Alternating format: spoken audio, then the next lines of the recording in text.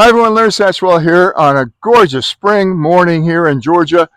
Going to be a hot one today, 86, here at the bird feeders behind me. The people at LKBird sent me their camera. It's the camera only. Now, I'm getting a lot of views using their new camera on the bird feeder, but I'm hoping this is going to be a game changer for me because to get those shorts I've been showing, it's really hard. I sit out here in the rain. Sometimes I sit here for an hour or more just to get that 30-second or less shot. And I'm hoping this is going to change all of that.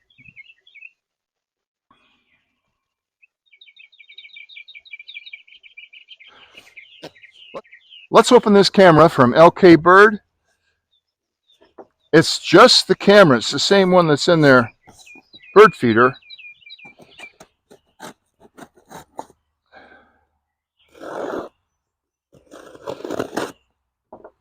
I ordered it on a Friday again, and it came on Sunday afternoon. LKBird camera. Well, the birds are really singing today.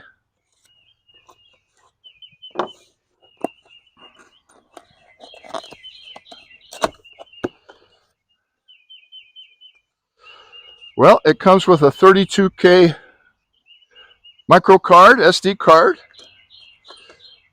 The directions.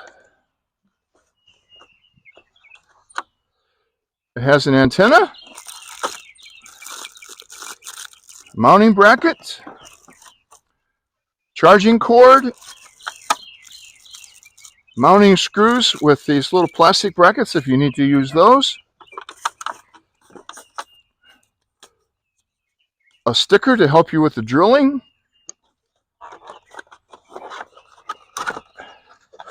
boy, this is really packed well. The camera in here.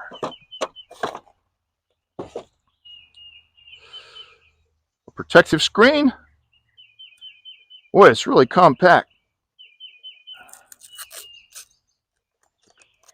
The owner's manual here, 18 pages, including frequently asked questions.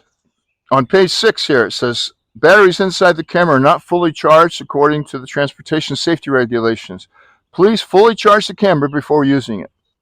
Well, I'm going to step away and charge this camera, read the owner's manual, and get back to you later on today. Well, I'm back. It's actually the next day. The battery took a little longer to charge than I thought. It actually took about 7 hours, but in the manual, it says it will stay charged for up to 3 months. So that's a great feature if it does, in fact, stay charged for 3 months. And you know I'm going to follow up on that. But I made a really critical discovery overnight as well. I didn't completely unpack this box. In fact, there was this. And this is going to change the way I take videos here because I want to make sure, let me show you my feeders.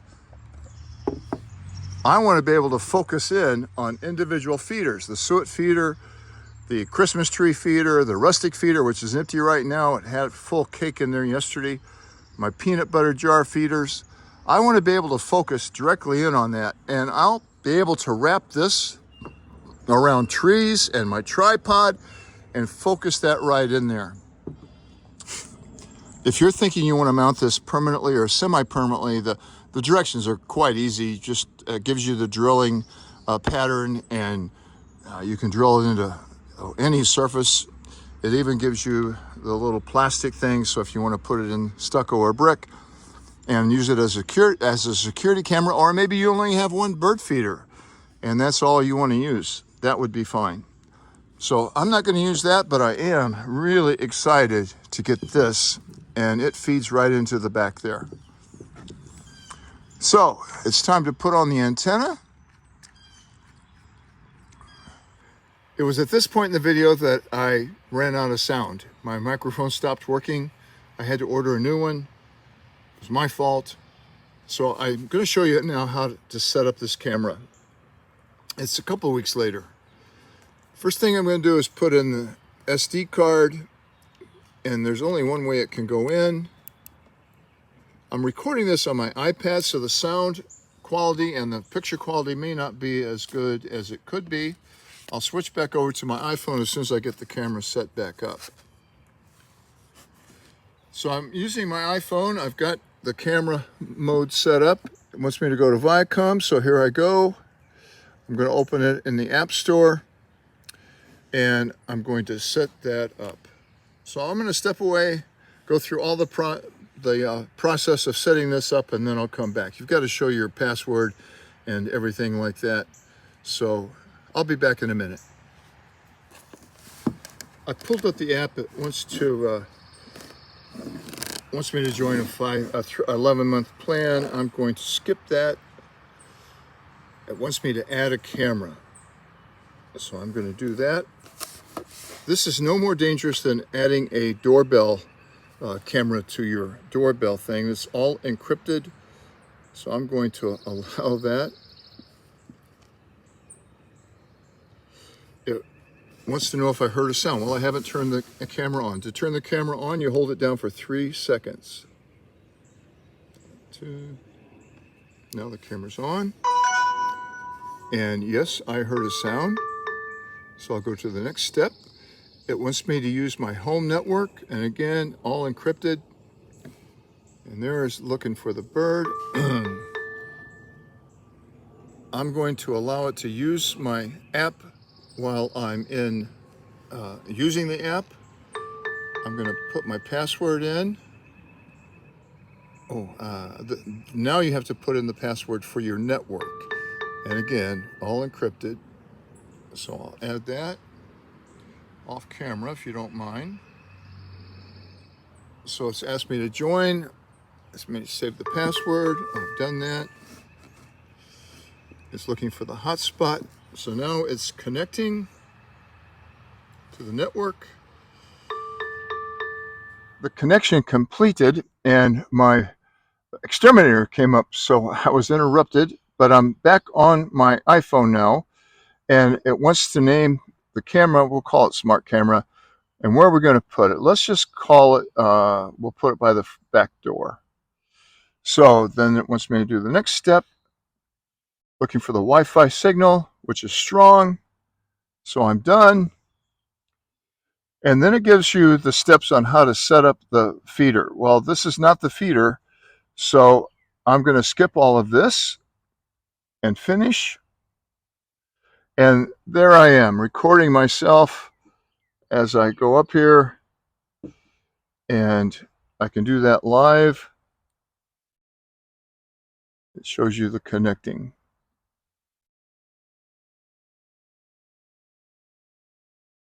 And there I am. So it's all set up, ready to go.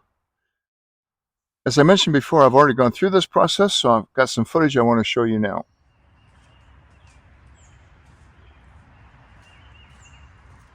The camera's still recording. I just went by my iPad and it's still going. I'm going to wrap it around this tree.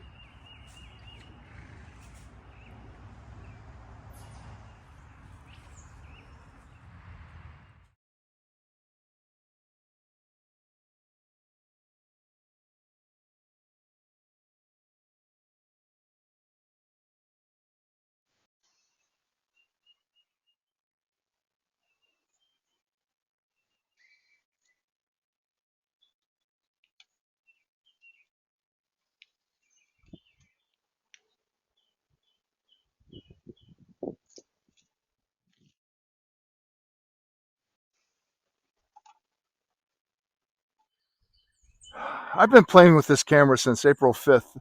I'm going to look it up and I'll correct myself if I'm wrong, but I remember that the directions said that the battery could last up to 3 months. Well, it's now April 21st, so it's about 15 days. Now, I have the setting on high because I want to try to get a picture of a hummingbird.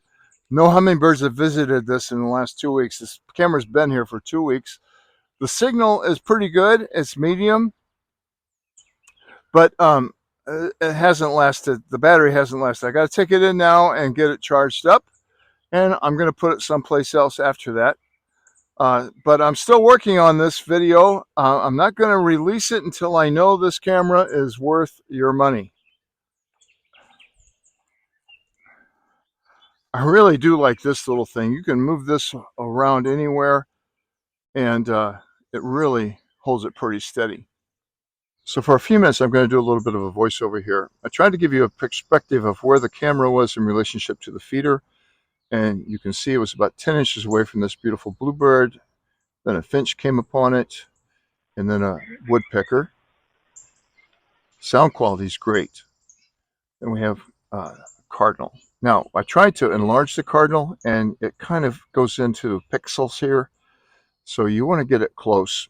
So as it turns out, I had a pine warbler and a woodpecker going on at the same time, but there was also a bird down below. So I turned the camera horizontally to get this titmouse, and then I flipped it up in the editing process to the upright and was able to get this really good picture, a screenshot of the woodpecker there.